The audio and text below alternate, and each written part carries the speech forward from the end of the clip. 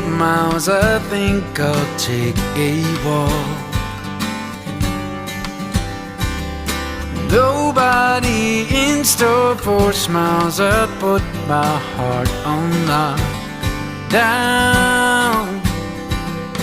Maybe it's time to leave.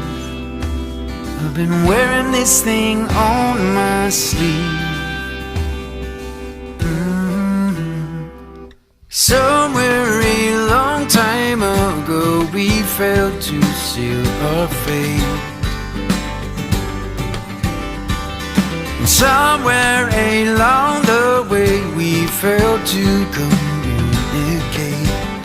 I don't mind so much, maybe a road trip, I bet, in a 79 Corvette. I'm alright with that. I know where I'm at. Ooh, I'm alright with that. I know where I'm at.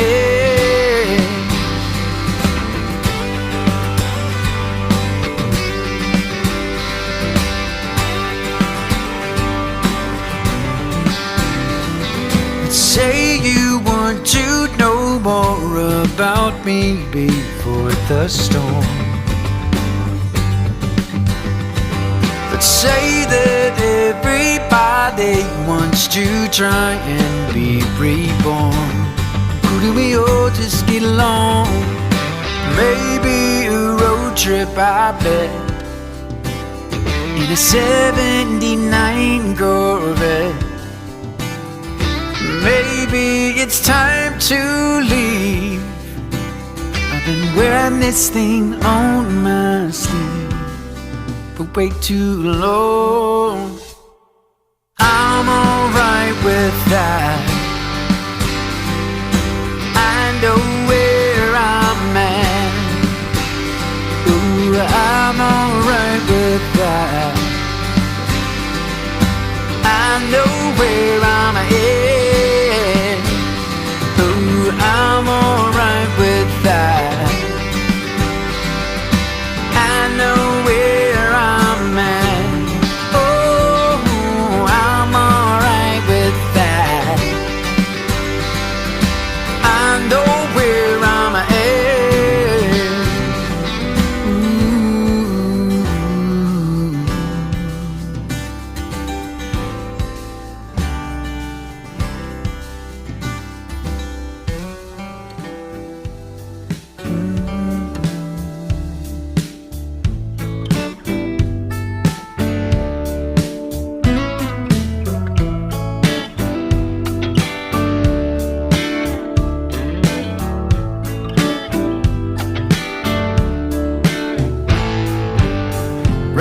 She told me it's over, I start to fall to my knees and resent myself. Why not give me the cold shoulder instead of putting me up on your nobody shelf? Whoa.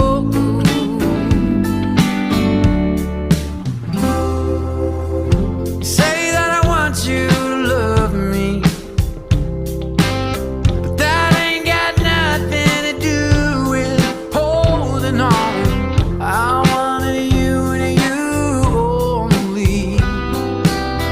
only to keep up this wedding streak. Hey, don't ask me to dance anymore. I'm trying to clean up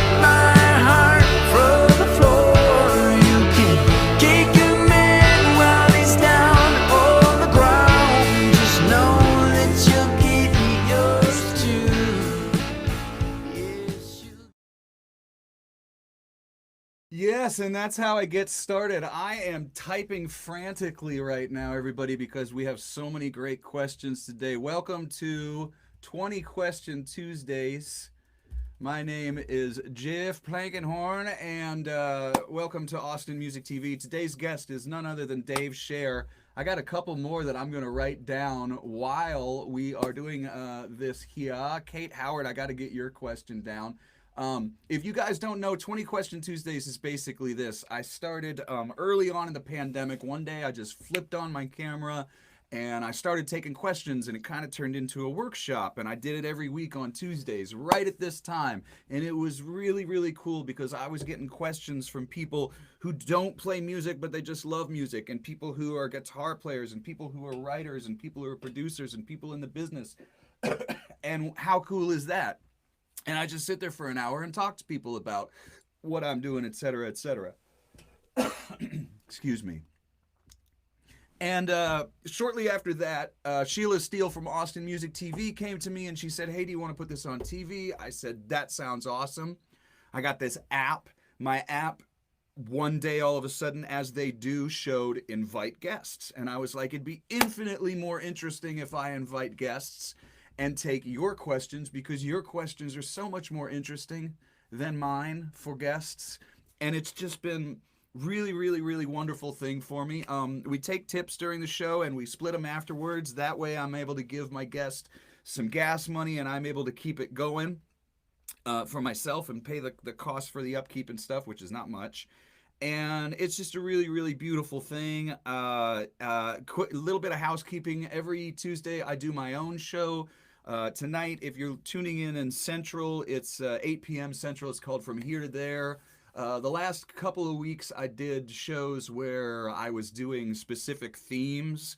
So last week I ended up doing all requests and I didn't get to them. Requests, of course, that are, do I know the song or did I write the song? Then it's a valid request.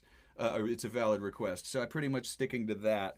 No Resentment show this week because we're off. So the Resentments were on last Sunday. You can go back and watch that video. It was beautiful. We did a bunch of stuff for Bruce Hughes' birthday.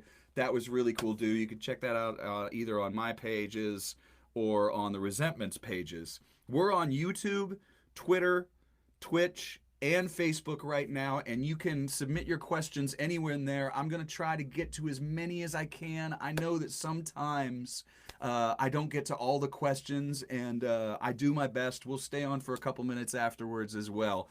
Without further ado, I'm just going to go ahead and bring Dave in, even though he's being cute with his lady right now. Now I'm going to make him feel very awkward because he's commenting. She's probably in the same house. But, you know, I would probably do the same thing. Anyway, here he is, everybody. Mr. Dave Scher. Hello, Dave. Hi, all. Welcome. Hi, Jeff. How are you, How man? are you, buddy? I'm great. Man, I am really, really good. You know, we're kind of quarantined up here, of course, in Canada. Good. And people take it very, very seriously and have for a long time. We've had really good leadership, and as opposed to where I've seen down in the States, please, please, please, everybody be super, super careful down there. The numbers are going up more than they're going down, so please, please take it seriously. Masks That's right. work. Hey, Carrie Hudson. Hey, Hunter. All sorts of people tuning in. I'm gonna my be friends. looking at. Thanks for sharing the post and getting this to more people. Dave, let's dive right into it. I'm not able to write all of these dang questions down because we have so many good questions for you already. So I'm just going to jump up to Kate Howard, our Austin Word woman, who often has great questions. And since I didn't get a chance to write this one down yet, I'm just going to read it. Great. How much has your experience with jazz influenced your rock playing style? Do you find it easy to switch back and forth between rock to jazz, both with playing and singing? And I would love to hear your answer on this particular question. Awesome. Great. That's an excellent question. Very influential. I mean, I don't look at it so much as... sometimes I look at it as a style. And if I'm at a jazz gig, I will use that style. Conventions. If I'm at a rock gig or a pop thing or funk or anything else, and sometimes I can use jazz not as a style but as a tool, because as a whole everything that is involved in jazz and its improvisation and fluidity and freedom is very colorful and vivid and deep, and it's a never-ending toolbox to look into. And how am I going to make? I don't think that one style of music is necessarily more simple than the other. Mm-hmm. Mm-hmm. This But- or that, yeah. But when you have a background in jazz and you're at a rock gig, there are ways that you can make your playing a little more interesting with a jazz background, with these, like I say, tools. No, we You know? almost never. I'm going to interrupt, and that's going to happen, and I'm going to say, Please do. Apologizing in advance. We rarely have, we've had David Grissom, we've had Bill Kirchen, and each of these times we've had somebody who is a picker and who has influenced me and many, many other people in their styles. You're one of those cats. You may be a lot younger than me, but you have helped influence my guitar playing, specifically with what you're talking about right now. And Very you have cool. you have your guitar right there with you. I do. So one thing we hardly ever get a chance to do on this show, which I think would be really cool, is show me anything on your Strat where it's like, this is a convention in jazz that I've been able to appropriate for something regarding rock. Whether it's like cool double stops up the neck, or whether it's like phrasing or communication, because jazz is very much an oral tradition. Yeah. And rock is a lot of times just beating the soup out of it until it comes out.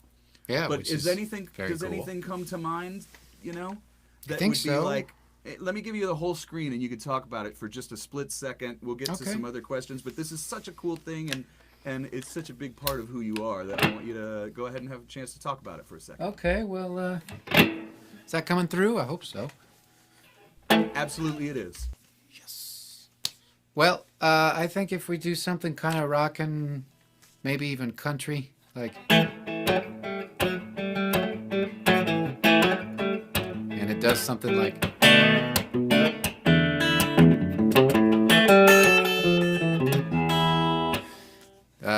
that little change is something that, the whole band can be doing that. And you can still be rocking like.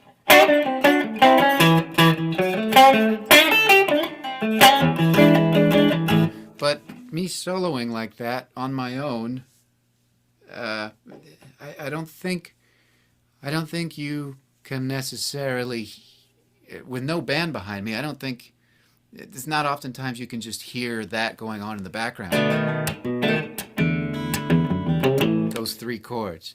2, 5, 1, and then a little turnaround.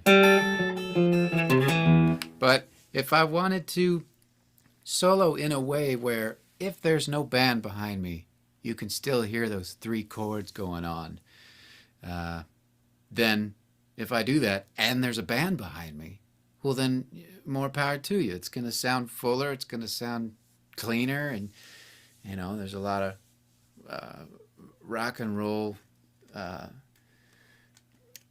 purists that would say that's why are you trying to make it cleaner? But really, like I said earlier, it's just a tool. So I think I'm going around, I'm going along just.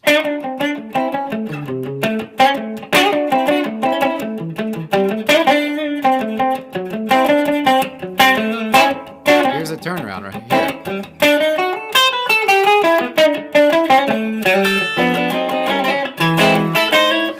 There's no band behind me. But you've outlined all of the chords, Yeah. and you've kind of like, would you call that like substituting, or would you call that just It playing can the be. changes? It can be substituting. I mean, a bass player can be going. But I could go ahead and play as if the bass player's going. Doing something different. That first chord Outlining the was chords different. differently. But they say the same, ending. They say the same kind of resolution. So if I'm soloing like that, that's gonna have a sound if the bass player is not actually playing with me. He's playing the, like you said, a substitution. Or I'm playing the of chord substitution. to create something, and that's kind of a convention in jazz. Mm-hmm. And also, please understand, everybody, that when we say jazz, hundreds of jazzes. You could be talking about Chick Corea jazz. You could be talking about Duke Ellington jazz. You could be talking about whatever. There's so much. It's such a broad thing, but it's generally an oral tradition. It's generally a lot of improvisation. You're really, really listening to decide what you're going to do differently on that occasion. It's in the moment kind of music. It's not we have all learned our exact part and therefore we are going to play it that way every single night. Right. You know, and so Exactly. you bring that into rock, and you're able to I don't know, man. You're able to expand your vocabulary. Now, I know that because I just know. Like you said, some people will say, why would you want to put this clean stuff in, or why would you want to put this in, or why would you put that in? A lot of people like to dumb down the rock, you know, and they say, well, you know, that's a little bit too much for me. And in those instances, I personally tend to go for like, well, I kind of read who I'm playing with. Or if it's my gig, I do whatever the hell I want. You know what I mean? It's like, if it's my gig and I feel like playing a lot of licks at this night, then I'm going to. And if I feel like changing it this night, I'm going to. But when I'm siding for somebody, I kind of stick to the conventions and kind of know. Do you find the same? I mean, that's why I made my own band. To Literally. do whatever I want. Yeah. But yeah, I mean, I don't think there's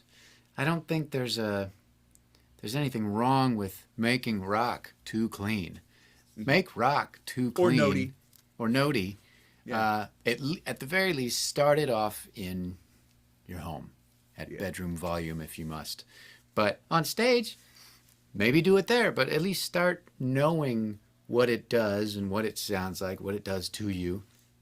Maybe bring it to rehearsal, and if someone is a bit of a purist and doesn't like it, there you go. Okay, you tried, but you did learn something, and that's your vocabulary is expanded, and you just know even more so where you are in the tune with the rest of the And band. then even like they say in jazz a million times as we're growing up, you end up knowing a lot what not to play. Because you've tried it. That's right. And that's just as valuable and equally as valuable. So I think that does kind of jump a little bit from Kate's original question of, has jazz influenced your rock? How do you go between the two? And you answered very eloquently about how, Probably off the wall. you know, there's not like one. I know, you really did, in my opinion. You always do, bro. For those who don't know, I know Dave well. He's played on my records, and I've been very lucky to, you know, have him play with me. And the reason I've never played in his band is because I can't get in the way of that. You know, like you just don't need to. It'd be like playing in Hamburger's band or something like that. It's the same kind of thing. You got a lot going on, and it's beautiful. And yes, that's true. And I'm very expensive to sit there and play out of tune and hit sloppy notes. Of course. So that's why I love the questions on here, because that's such a great thing. But we talked about so many things. You know, it's influenced your vocabulary. It's influenced the communication. It's influenced ideas for substituting chords, and it's even taught you some of what not to play. And I mean, that's brilliant. Basically, jazz is not. Sometimes it's Ron Burgundy getting up in the middle of the cocktail bar and pulling a flute out of his and saying, "Let's take that bass for a walk and keep the cymbals splashy." I mean, it's not always. No. But that's a vibe. Jazz is a language. It's not just a style. It's a language, and I probably put it harshly when I said it's a tool. I mean, I kind of use it as a tool, understanding that it's a language. So that's how I find it easy to go between the two. I have a really good question that just came through. It's another one I haven't written down yet. Or no, I did get a chance to write it down while you were talking. And this is a perfect segue. Now, I find that the time that I spent playing bluegrass, as opposed to the time I spent playing jazz, taught me a whole bunch of other stuff too. Like playing in a bluegrass band where you're singing on one mic teaches you tons about close harmonies. Oh, yeah. Playing in a bluegrass band will teach you so much about how to play melody when the notes just keep going you know, and how to play a simple melody, but still be and driving and pushing ahead of the beat as opposed to playing behind. But here's where it goes to the cool question. Will High asks, in what way has your relationship with Andrea influenced your music? And the reason that I think that's such a cool thing, and what we can talk about Andrea for just a minute, because she's here and we can make her uncomfortable. She's on the other side of the wall. Her playing the boudron, did I say it right, boudron? Boron. Damn, I was so close. The Just boron, think. the drum. Just think. this- Moron. Boring? Boron. Borat? Boron? It's like moron, but with a B. Okay, it's like moron. It's like Cher with no S. Yeah, sure. Cher with an OS. Okay, so anyway, because of her playing and her influence of, let's just broadly again say Irish music, which is huge. So I love this question, and it's probably going to lead to some simpler things, right? Or some interesting little paths. In what way is your relationship with Andrea McGee? We're talking about from Beetroot Revival. Thank you, Beetroot Revival, And Andrea McGee, her own. and Andrea McGee doing her own stuff, and Ula. That's right. All these great bands that play beautiful, beautiful music, but a lot of Irish influence. In what way has your relationship with Andrea influenced your music? Well, she has me play a lot on her tunes, and I play her tunes a lot, so I have the opportunity to dive kind of deep in them, and to develop a deep relationship with each song, and even do something that I'm sure she doesn't like me doing to her songs, which is be a bit analytical, and be able to just like know which song is hers and go. There's a chart in my head, you know, which that Do's sounds and like don'ts? a Does that mean yeah. do's and don'ts? Like kind of, but I mean conventions are okay. More like right? just a virtual music chart in my head of how the song goes. You know, I can have that type of vision of the tune, should I need to.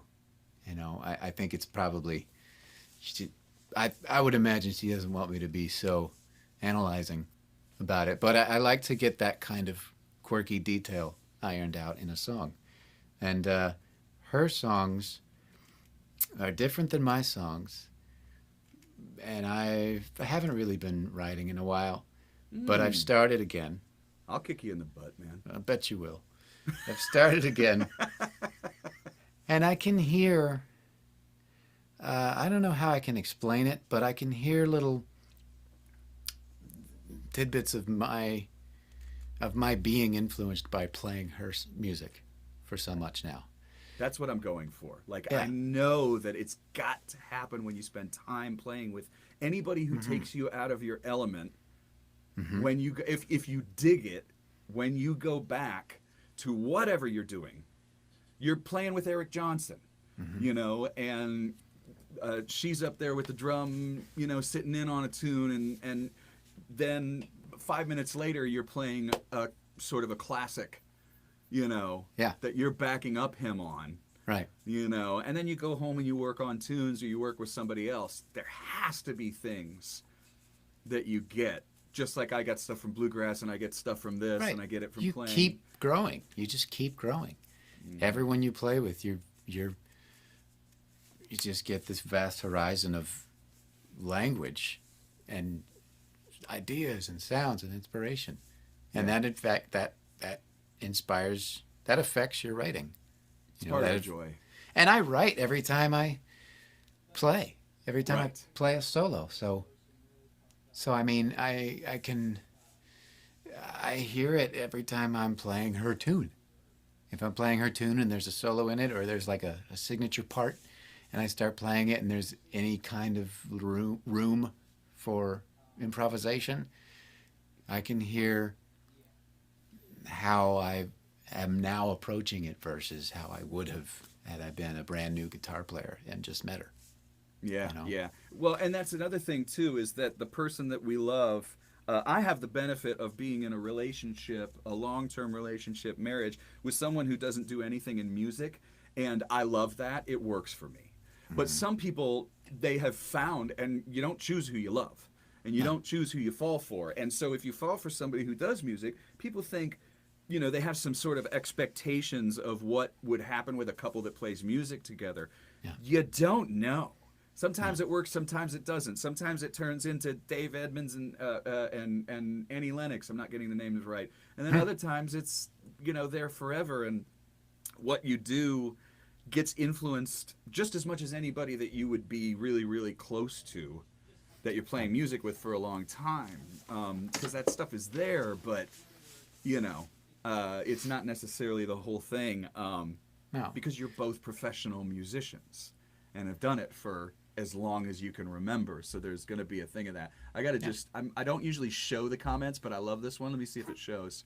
Carrie Hudson St. Marie says, Carrie's got a new single out, everyone, and that's single right. is on my Roots Rock and Americana playlist. I got to get, no, you're already on there too, Dave, I think. But I love this comment. I've been heavily influenced by Andrea's style in my own writing as well, working with Pac. She's incredible, as are you, Dave Scher. Thank you, Carrie, for being here. Thank you, sweetheart. Yeah, talk about rock and roll band. Yeah, of course, Hunter. Talk about a rock and roll band. Carrie Hudson and Good Company, and oh man, I love that band. So anyway, maybe Danielle will put either the link to, because we put in links of all of our friends' music and stuff in these two. Maybe if Danielle puts a link in there to that playlist, or maybe a way to get Carrie's new single, et cetera, feel free to do that. Feel free to put that in there. Yeah. That's great right, question. Andrea. You're a lucky lady. Great. Lucky. That's right. Great question. Let's take another turn here for a second. And I love this. Dan Jason wants to know, have you ever worked in your dad's AC business? Yeah, I have. I've done a couple of summers. This is air conditioning? That's right. HVAC. I can think of only, there's very, very few weird jobs that I don't want to be in someone's crawl space putting in insulation in summer. No? I don't think that's, and I'll tell you the other thing. I was talking To with each his own. Tony from Wooden Wire about post hole digging. That's my second least favorite thing in the world is post hole digging, which I've only had to do once in my life. Ooh. Tell us about your experience with your dad's AC business. Well, I've done a couple summers, like when I was like a whole summer when you were making some bread before. I must have been. No, this was like high school. A couple of times when I was home from college during the summer, I would work in the warehouse, which was not air conditioned. Yeah. But there was a big fan. And like that matters in Texas. Right, yeah. And swamp coolers are really great too. Yeah. So this was, I would just like sweep up the warehouse and supply installers, trucks in the morning. Well, I don't think I would be there in the morning, because I was the owner's kid. So, yeah. But then a couple summers before that. Does that mean you got away with a lot more? You didn't have to be there in the morning. Was it now? Did you get away with more because? I mean, of course, it was because you were the son. But was it also because you may have been playing the night before? Or was it just because you got? Because you've been playing since you were, as most of us do. But you were actually playing out. I didn't really start playing out till high school. You were playing out. Pretty early. I was, but I don't think, I don't know. I think maybe it was just, like at that time, that was like a very, that summer job was just kind of take it or leave it. But in high school, during the summer, I took a full-on just summer job with him and went out with the installs at people's houses, in their attics, covered in insulation. And that was tough. That was pretty tough. Yeah, I like what Jim Eisenhower says. Summer jobs sometimes show you what you don't want to do for a living. They sure do, sometimes. I like this. I'm going to start putting your comments up more. That's good.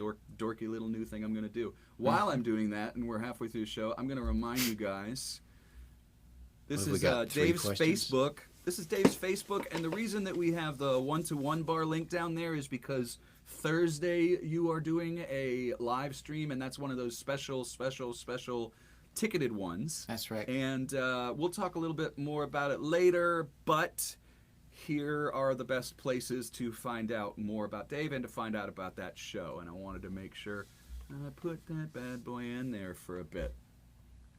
Let's get some more questions. Jim, you had another question that was cool. Oh, wait, I got to get to Brian because Brian was one of the first people who sent in a question. And I've had people on here be like, hey, man, I tipped and I never get my questions. And I am so sorry if I miss your question. I get on 15 minutes early. I try and take as many questions as I can. I try and get to as many questions as I can. If during the show it's scrolling by, sometimes I miss it.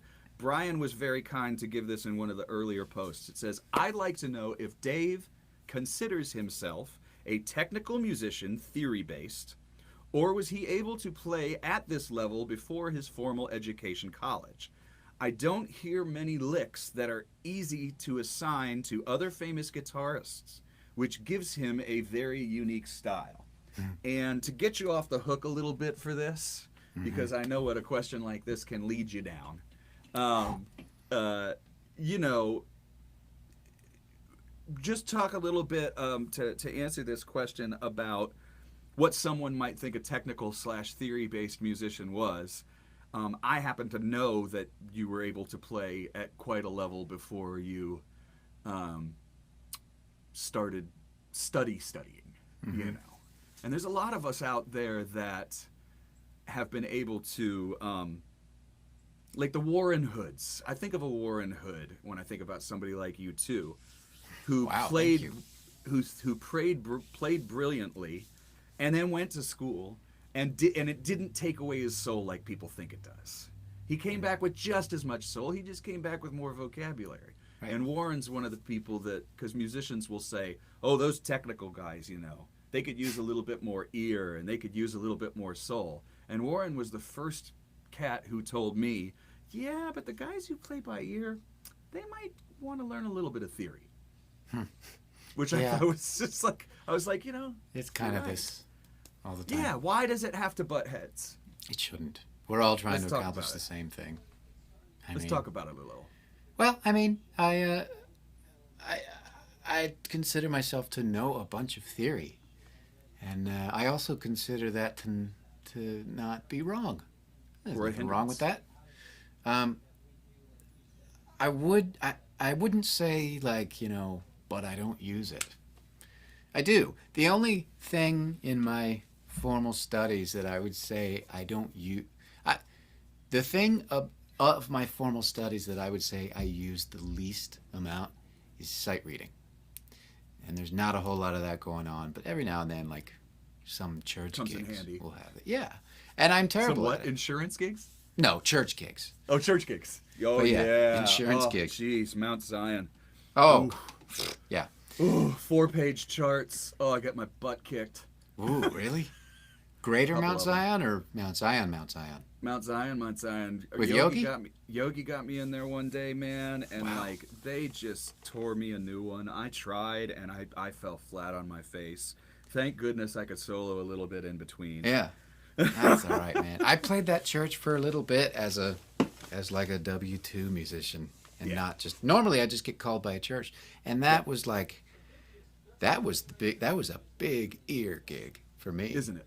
Yeah, I mean, Because the music doesn't stop. no, The music doesn't stop from the beginning of the show to the end. and if it There's does lots stop, of charts. you still don't leave the stage. Yeah. No, but that was an incredible experience, really. But as far as theory-based, again, like I said in Kate Howard's question, it's really theory is really like that's not a style. That's a tool. Yeah. You could almost call it a language, but I don't think it's really a language. It's just the skeletal structure of all languages, all musical languages. So I know a bunch of it. I try my best to not let it get in the way because I always try and play with my heart and keep my brain on, you know, if that makes sense. So Could I, you know, one thing that I like to liken theory to for people who are turned off by it is grammar in that I'm not sitting here talking to you thinking noun, verb, adjective, adverb. I hate adverbs, by the way. Stephen do King I. says the road to hell is paved with adverbs. But, and he said it jauntingly. No. Right. Which isn't even a word. Yeah. So I'm not thinking noun, verb, past participle when I talk. I learned those so that I could learn to speak better and to goodly and to get that across. And so then you lose it. That doesn't mean that during a show I might go, hey, wait, that's really cool. Somebody played a 2 over top of that, and I love the way it sounded. I'm going to slide into it with them. And so you've learned that convention. Wait, before you put it down, I'm going to ask you one more guitar question really, really quick. Good. This is a perfect example, okay, of how you know a little bit more theory than I do, but would blow my mind sometimes at gigs. So I'm going to take the caption off again. And every once in a while, we would be playing a tune, and you would do a quick set of substitutions that I know, to me, they either sounded like neo-soul or they sounded like they came out of your gospel thing. And so there would be this quick time when you would just do a couple of descending 2/5s in between some chords, little 2-note things. And it would just make the hair stand up, and it was never too much. And I'd be playing some sort of song, maybe it was, Walking in the Sun or something. And I would hear just this little, and you would just jump right through it. And it's like, well, there was only 2 chords there, but you just threw like 5 in, and it did not get in the way. Luckily. That couldn't come without a little bit of theory. Safe. Am I right? Yeah. No, I mean, you wouldn't have the knowledge to be able to do that. Do you have anything like, if I was, That's because I wasn't guessing when I did right, it. and you weren't thinking I'm going to play a 3-6-2-5-1 here. No. You were actually. I'm trying to think of one of the songs where it was just really common when we were playing, and that I could get you to just show one, like a quick neo-soul turnaround or a gospel turnaround that you could throw in that would just blow everybody when we were playing. And I'm putting you on the spot.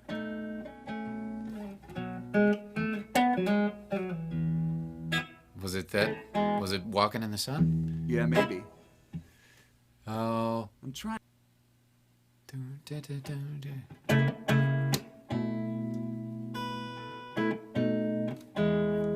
I mean, right there. That's already. Mm-hmm. Oh, keep going. That was just like a. This is home base right here, Right. right? And I want to go to the 5. You pull your guitar up a smidge more too. I'm gonna let you explain this. So, I mean, for those who aren't musicians or might not know what the 5 chord is, I think the 5 chord is the question chord. It's the how a question, it kind of goes up in and that's kind of the resolution. There's no resolution, rather. So this is home base. This is where you live. And then the question chord, or the 5, would be.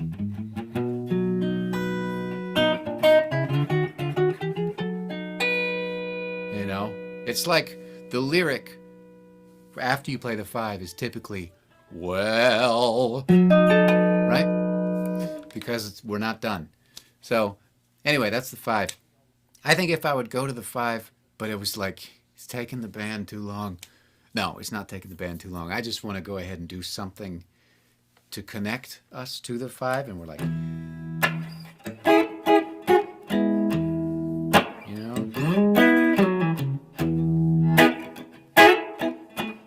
I would go.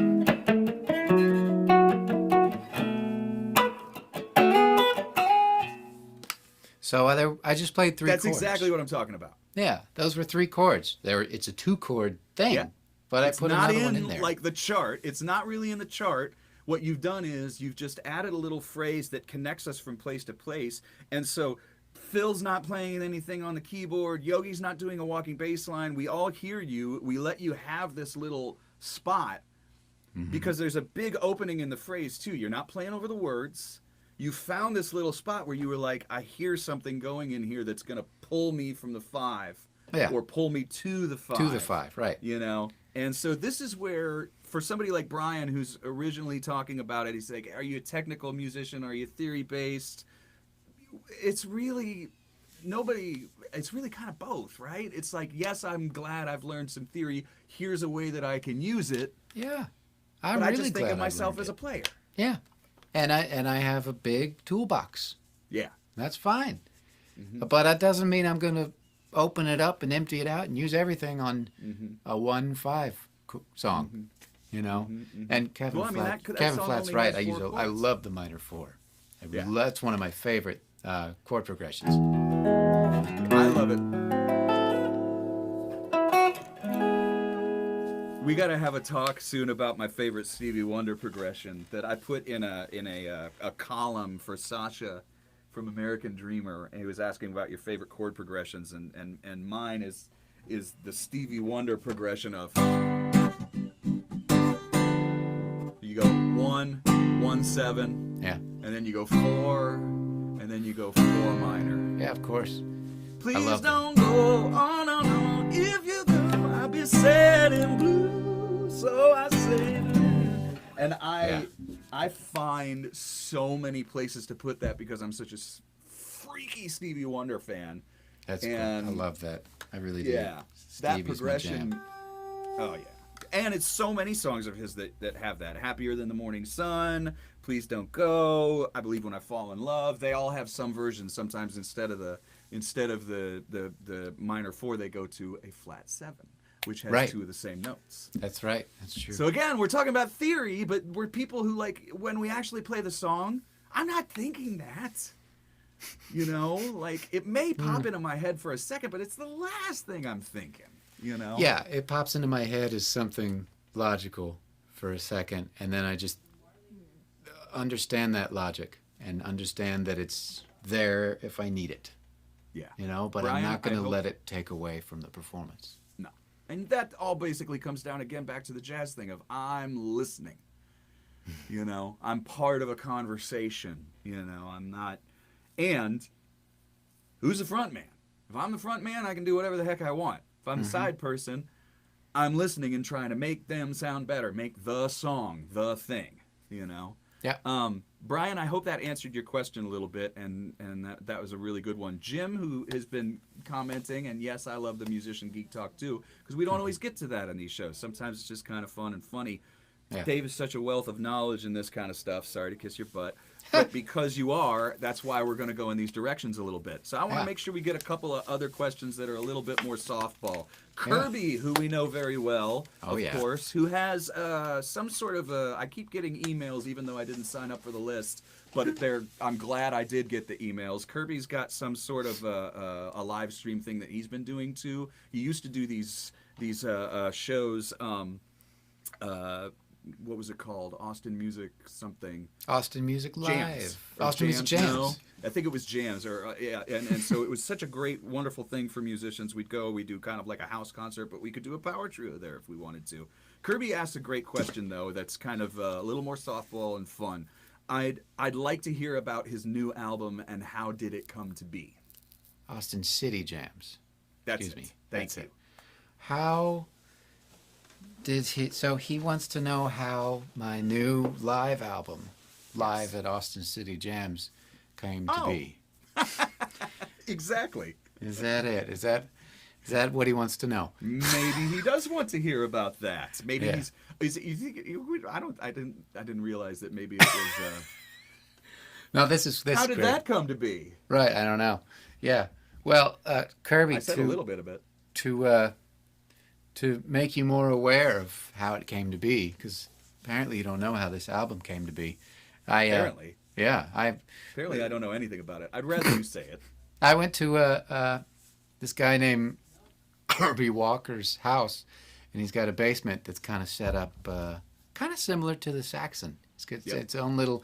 got It's like vibe. it's an elegant man cave, but also a public space. Mm-hmm. And this was pre-COVID. He would host house concerts, and he had the ability to multi-track the show. So it's one thing to, what I mean by that, it's one thing to go to the show, turn on voice memo, push Sure. record, and hold it up. But it's another thing where he's able to capture multiple channels, one of them being kick drum, the other one being rack tone, all that. Take those and give them to a mixing engineer, mix it, print it, and package it. And that's my live album. I played with a trio at his house. I think we added some more people, audio-wise. Sure. You know, we just added some clapping. Yeah, things of this nature. It wasn't full ghosting. I've ghosted people on records where, you have ghostwriters. Yeah. Have you ever done this? You ever ghosted for people where it's like they're like somebody calls you later? One of them's actually in the chat right now. I didn't ghost for him, but he had me ghost on a record.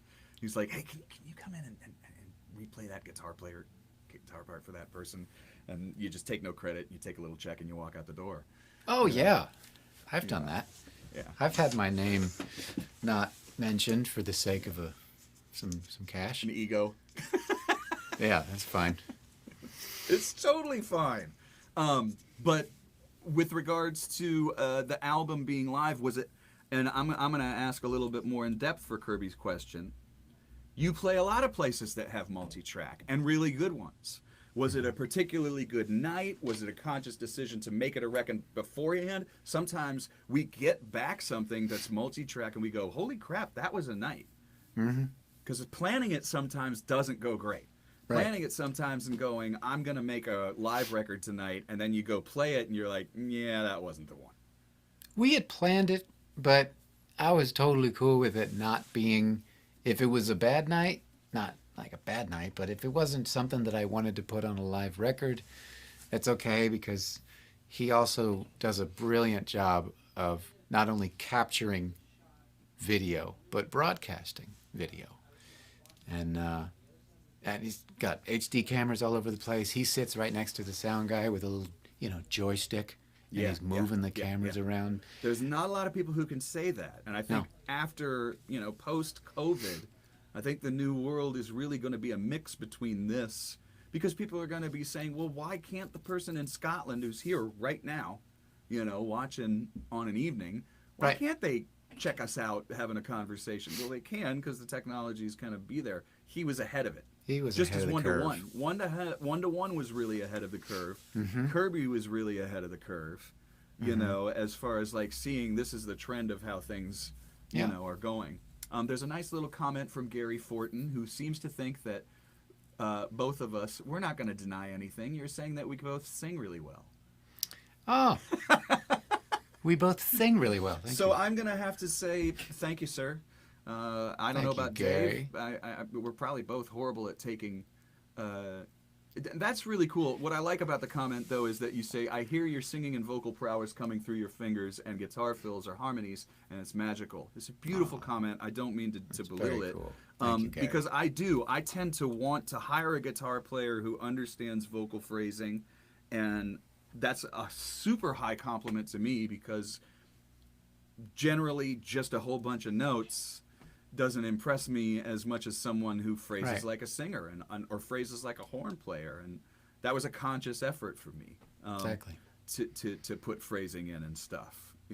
Is it for you as well to, when you're phrasing on guitar, to think vocally or like a horn or? I'm really glad you mentioned that, because that's exactly what I do. Ever since when I was really young and got into Jeff Beck. Yeah. And immediately noticed how different he is than Jimi Hendrix or Stevie Ray or Jimmy Page or Eric Johnson. He plays like a singer. I mean, one of my favorite records of his is a lot of people's not favorite of his, especially a lot of Jeff Beck buffs don't particularly like this one for some reason, but is what is it called?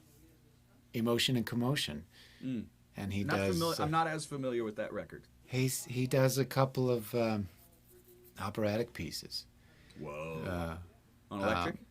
On electric, and it's electric and symphony. And he's playing. Shut the front door. Like a soprano. He's playing. It makes you cry.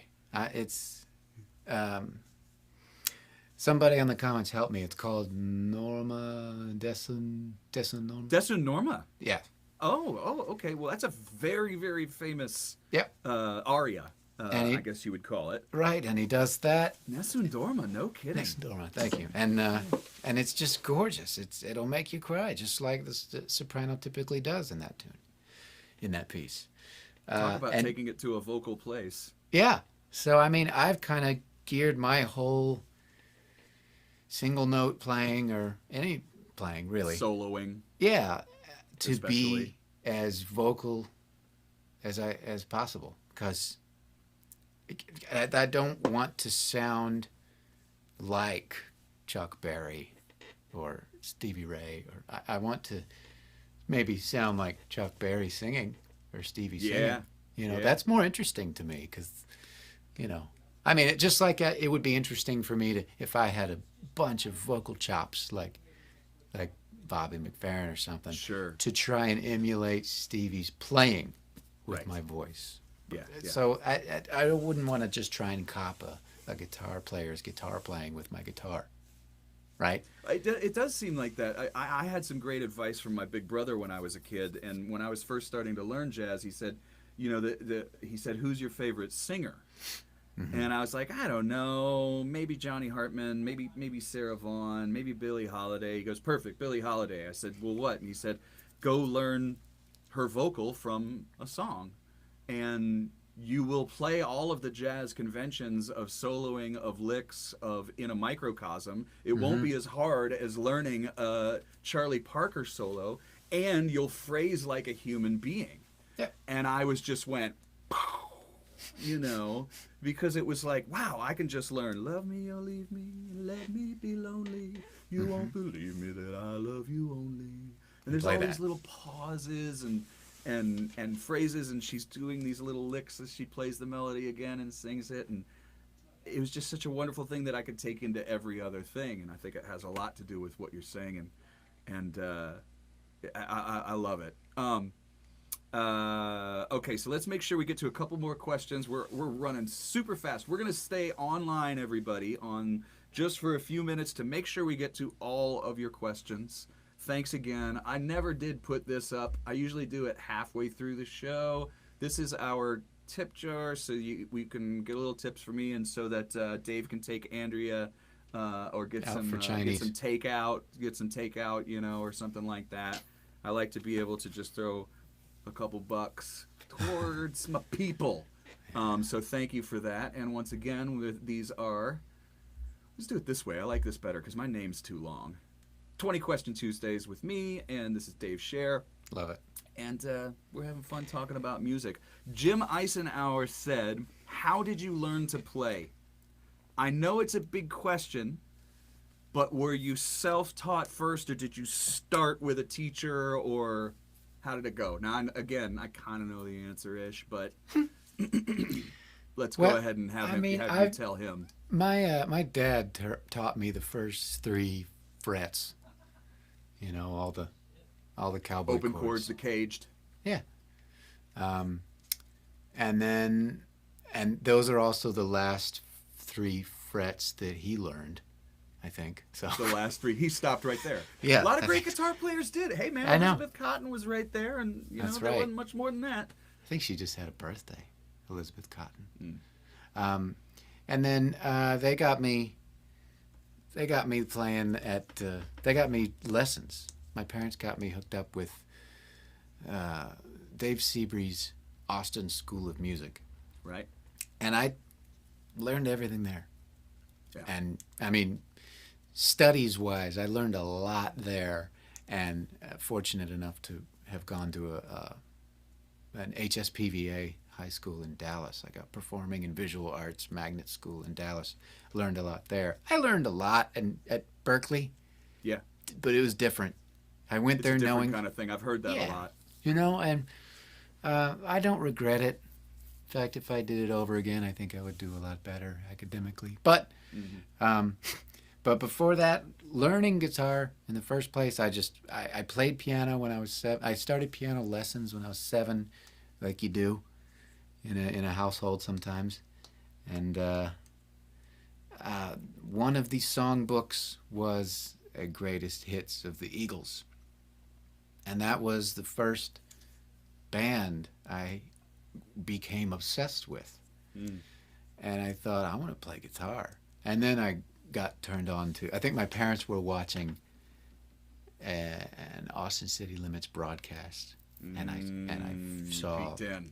yeah, I saw the retrospective show of Stevie Ray. Yeah. And I thought, I really want to play guitar. Then you just, it went bam, and it just knocked you in the head like. Yeah.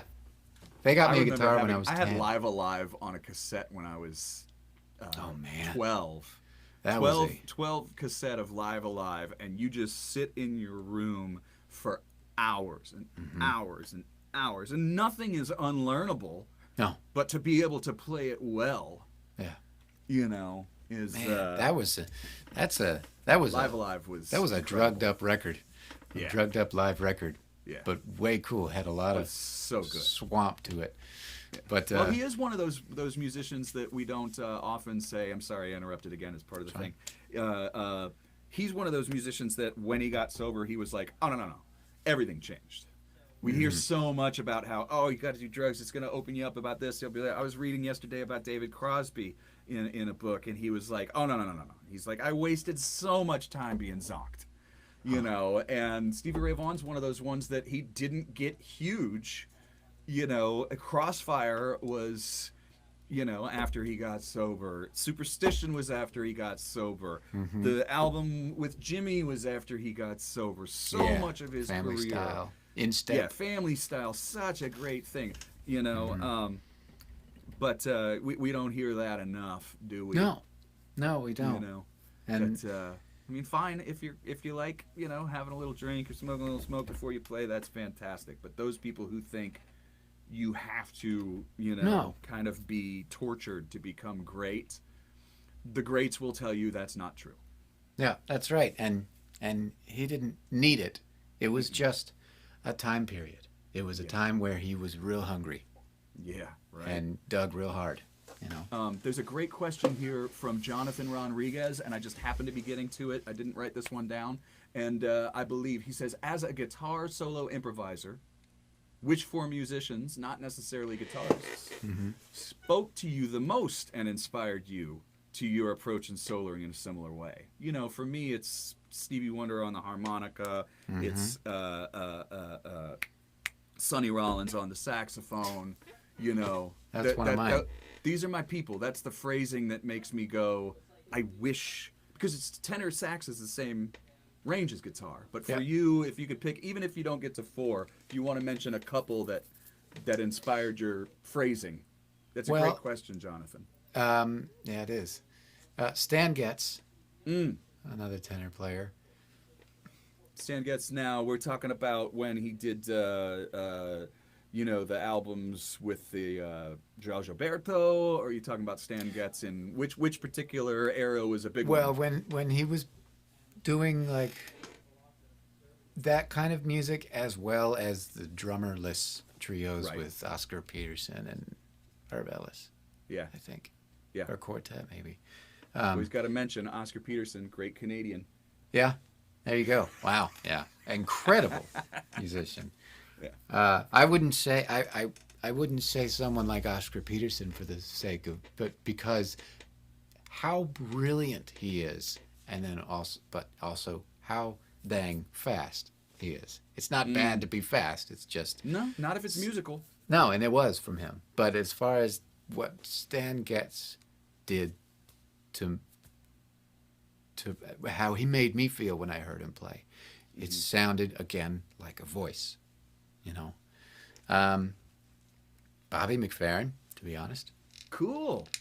There is Understandable. There is a guitar player who inspires me as a soloist, and he's kind of a modern dude out of New York. He's from Israel. His name is Oz Noy.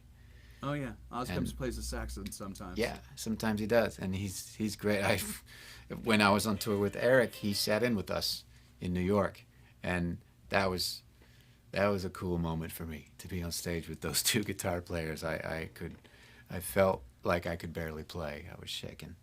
But you deserve to be there, or you wouldn't be. We have to always remember that, Yeah. that if you end up on the same stage, there's a good chance that there's a reason that you've made it even that far. And I like to think if anybody's on the same stage, then they're on a similar level as far as we are playing now.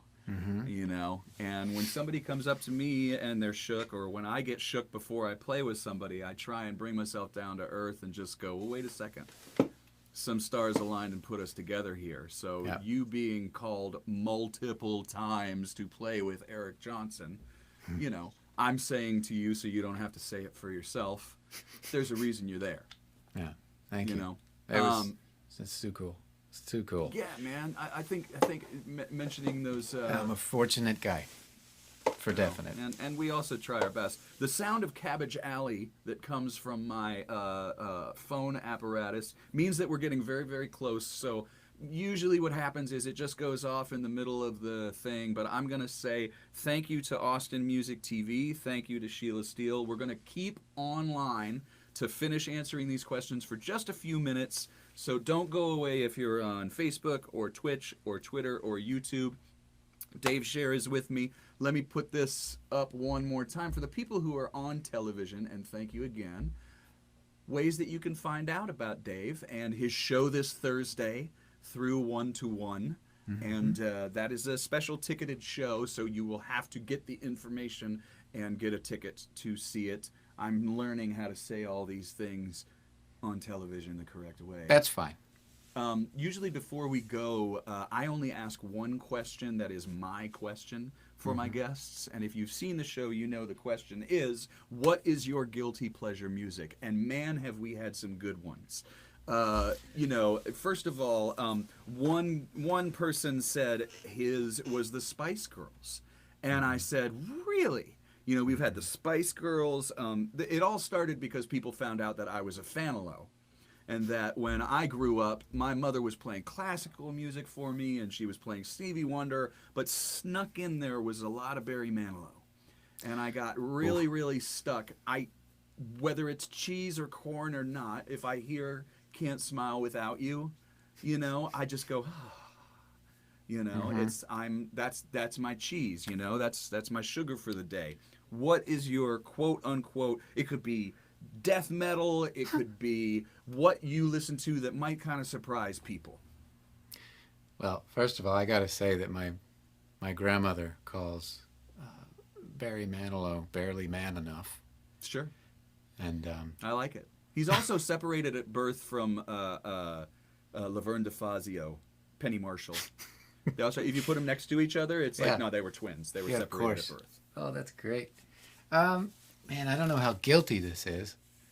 A lot of people say it's not guilty. They're proud of it, and that's fine too. Like Sela was Scritti Politti, and she was like all about why she's not guilty. So I just like calling it a guilty pleasure. I'm a big fan of Mr. Mister. Ooh, that was a great band led by a bass player, Broken Wings. And I think the drummer is still in Austin. Pat Mastelotto. No Is his name? kidding. I didn't know that. I mean, I know Pat, but I didn't know that was the deal. Yeah. So you're a big Mr. Mister fan. That's an 80s band, a little before your time, youngin'. Did you hear them as a child? Did you hear them? Because wait. I heard them when I lived in Dallas, and I'm one of my best friends when I was in Dallas is a bass player who's probably...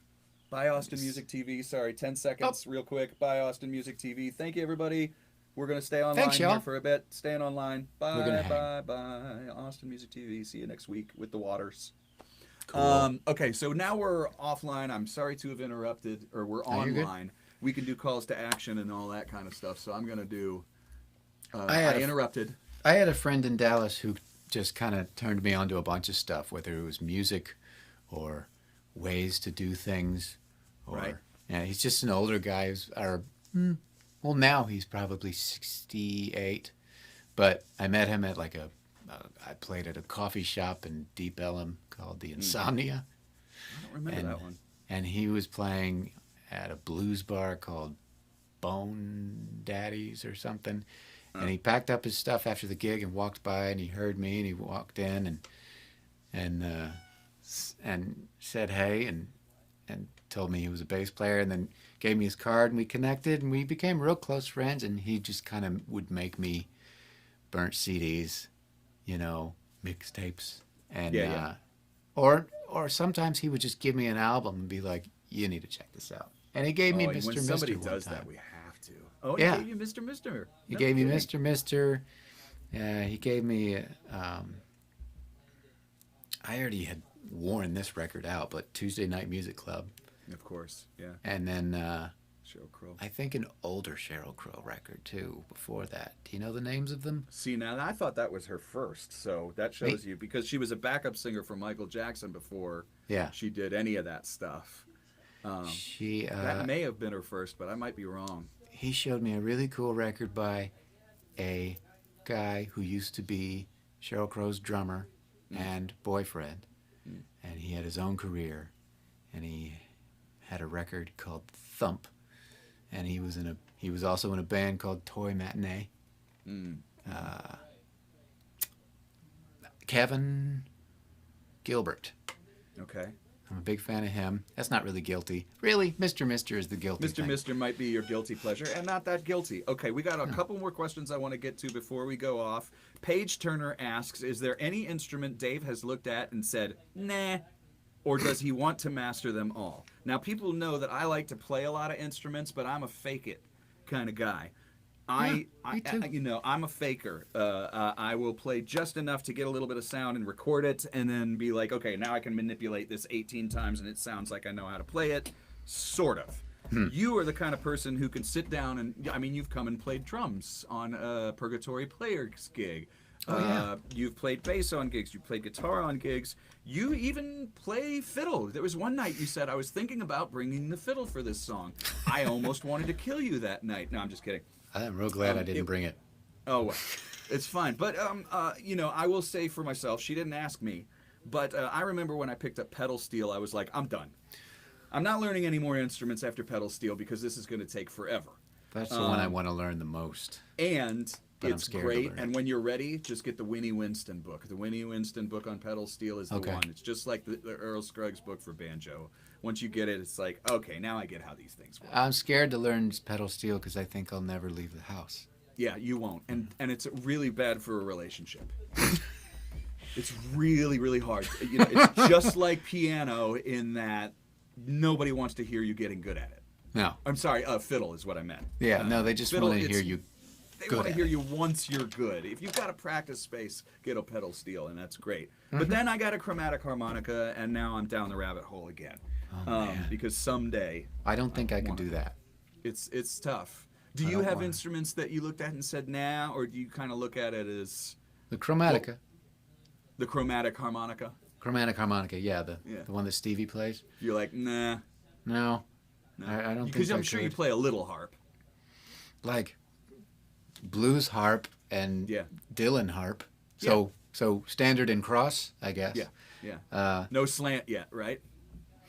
No. Slant's the third position that people learn. I was talking to a guy about this. He's like, yeah, I only know 3 yet. I was like, 3 is enough. Yeah. Our friend Natalie Price says, but everyone will want you to play with them. And that's exactly the way my big brother put it. He's like, I don't ever want you to have 6 strats. And I was Right. like, what? Why are you even telling me this? I'm like 12. And he's like, because if you have, a Strat and a Telly and a classical and a Martin, you're going to get all those gigs. Yep. There's such That's good right. advice, and why not? If I can pick it up and learn how to play it and go get another gig, then I should. But Well, that's kind of funny. I think Brian Mendez asked a question, said, why do you play Strats and Tellys? How come I never see you with the Les Paul? For one thing, they're heavy. oh, they're really heavy. Another carrying thing, they're a log. expensive. Although I do want one really bad, and I course. almost got one during this time of COVID. But I have done the whole thing where I have had a gig opportunity present itself, and they go, "Okay, yeah, that's cool. You're free Saturday? Yeah, I'm free. Okay, you got a telly? I'm like, yeah, I got a telly. all right, cool. And then they get excited. And then I show up with the Strat because I always play a Strat. But I have the telly. And I answered correct. I didn't lie. I still have a telly. Or I would bring the telly and put it on stage. You brought a telly a couple of times to my gig, or to an Apostles gig as well, which I never considered mine. I considered it all of ours. That was You just helped. You helped me sell a telly. I did help you sell a telly, and he still loves that guitar. Does he? Good. Yes, That's a he great does. He's guitar. very fond of that. Peter Awesome. Blackstock just tuning in, taking a walk and tuning in. Occurred to me that you two together could be a Foster and Lloyd level duo. Oh man, that's very nice. That's very nice. Very cool. Yeah. But the problem is that both of us probably are smart enough to know that there's only two kinds of bands that you can work in. One, the only two bands that I work well in are the ones where either I'm a side guy or I run the show. In between is really tough. Even the Beatles broke up. You know? Yeah. It doesn't matter. It's just I'm not so, really good. so I'd like to try hard. it sometime, but Yeah. You know what's the key to the Resentments is that it's not a band. The That's key to the easy. Resentments is you show up, there's no rehearsal. I mean, it means we'll never get to a level that some bands do. We'll never get there with no rehearsal, with, no infrastructure, no nothing. It will never be a band. yeah. So you got to come to a Resentments show knowing there's going to be some flubs, clams, planking clams. It's going to be so. Clams. That's the You know? That's the cool part about those shows. I think It is fun. Yeah. We had another one too I want to make sure I get to. Is Dave helping any new artists? And when he said this, I said, well, what do you mean by that? Because there's a lot of forms of help. But Mark asks, is Dave helping new artists? If you are, what are their main struggles? Marketing, distribution, or are you helping? Because we all know that we haven't talked anything today about your production skills and that being kind of a part of, you've got, levels and channels up there on the screens behind you. And we've talked Yeah. about your multi-instrumentalist. I've zoomed ways. in quite a bit because Well, 'cause I have a lot of gear, but I have a lot of mess too. fair enough. And no, yeah, production-wise, I mean, I love to do it. I'd like to do it some more. As far as helping people, I help artists with a sound. I am the worst person you could get help from as a marketing director or anything like that. I mean, I see some names on the chats that might have seen my post, which was, I don't know, 10 minutes before we started. Is that right? Yeah. Hey, we got enough people. Yeah. We got a good turnout today, man. Plus, throughout the week, there's people who go back and watch it. And thank you, all of you who Yeah. go back and watch and tip Thanks, me later. guys, really. When you tip later, what's really beautiful is people will say, this is, $20 for Dave and Jeff's 20 questions. And I'm always really grateful, later in the week when somebody says, like Paige did that last week. Oh, I forgot to tip you. I ended up going back and watching you and Gary.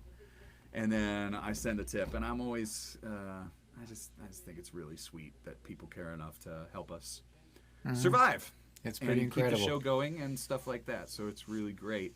Did I get to them all? Let's see. Real quick. Yes, yes, yes, yes, yes, yes, yes. Dave, thank you. If you haven't been good. writing, we're going to write. Yeah, I'd like that. Oh, I Peter just started Blackstock. writing. Here we go. Just Peter Blackstock says, wait for it. I like this comment, so I'm going to go as far as to say this. You are better Oh, at marketing man. than you think, Dave. I know from being on the receiving end. That means a lot. That really does, Peter. Wow. That puts me at ease a little bit about stressing so much about marketing. So I that's think wonderful. That, getting help is not a bad thing. I get help to do it, and it doesn't necessarily cost a lot. It's just sometimes bouncing it off somebody is really great. But I also think that more important than doing something fancy, you want it to look good, but more important than that is just kind of being real. People can smell it like a fart in church. They smell. I think fans do not get enough credit for being able to smell out disingenuousness. being just not being yourself and kind of putting it out there. And if you're the kind of person who can just put up something saying, hey, I got a show, goes a long way. They have to know. I was amazed when I first started a mailing list, because I was like, wow, people are coming to my shows. I guess they know now that I have them. Yeah. Then that's something to consider. It is. I mean, a mailing list. Wow. That's email like list. Like you play a show and you have paper and a Sharpie? No, I mean like an email list. Yeah? It used to be. Oh, no. I do have paper and a Sharpie at a show. Or they can do it. They can sign up directly through like an iPad or something. Like on your site? Yeah, that's those a good are idea. really, really good. No, my first Farts in Church record was incredible. That was right after the self-flatulence movement of the late '90s. Peter, thank you for. That's thank you more for of knowing my. about that. That sounds like my first church gig. Self-flatulence or just Yeah. Farts in Church. Right. But imagine, they're noticeable. And in court as well. Yep. Thanks, Giuliani. I'm going for a real tangent here, and I'm going to get myself out of it. Thank you, Dave, for this. I love tangents. Thank you, Really, Jeff. really fun. This is really fun. One more time, ways that you can find Dave now that we can do the call to action. We're off. Facebook, Dave says, is the best place to find out about what's going on. Thursday, Dave has a show through One-to-One Bar. These are kind of special shows and really, really worth a ticket, in my humble opinion. It's just the quality and everything about it is really, really cool. Are you doing it from One-to-One? I am. Yeah, and the so doors. you're going to be able to watch something from a stage. That's right. And the doors will be closed. No one will be there except the band and Kurt, the production guy. Thank you, Kurt, I for have being a with show me, too. in February coming up that is not a live stream. And it's a show, and it's outdoors, and it's really Safe. spread out. I don't know how I feel yet about, promoting it, especially to fans that could potentially be high risk. So I don't know how I'm going to go about that. I'm going to keep thinking about it, I suppose. But, I mean, you're not playing out, are you? Even in outdoor areas? I have not played out since, I think, October here. It's very different here. We have such low numbers, and we have Dr. Bonnie Henry, who is sort of our Anthony Fauci. And I'm just going to say this. She's incredible, and she's got lots and lots of experience. And she, with this kind of thing, and she comes out every day at 3 o'clock and says, this is what we're going to do as Canadians, and we are going to wear masks, we're going to social distance, we're going to do this. And everybody, regardless of political party, just goes, okay. It's very Canadian that way. Okay. And Yeah, it's that's meant, pretty great. It's meant infinitely less deaths. Like, even with a surge here, BC has only seen 900 deaths since March. And the island, it's just tiny because they just closed it down. They closed down the border. Yeah. They take it really seriously. We all wear masks wherever we go.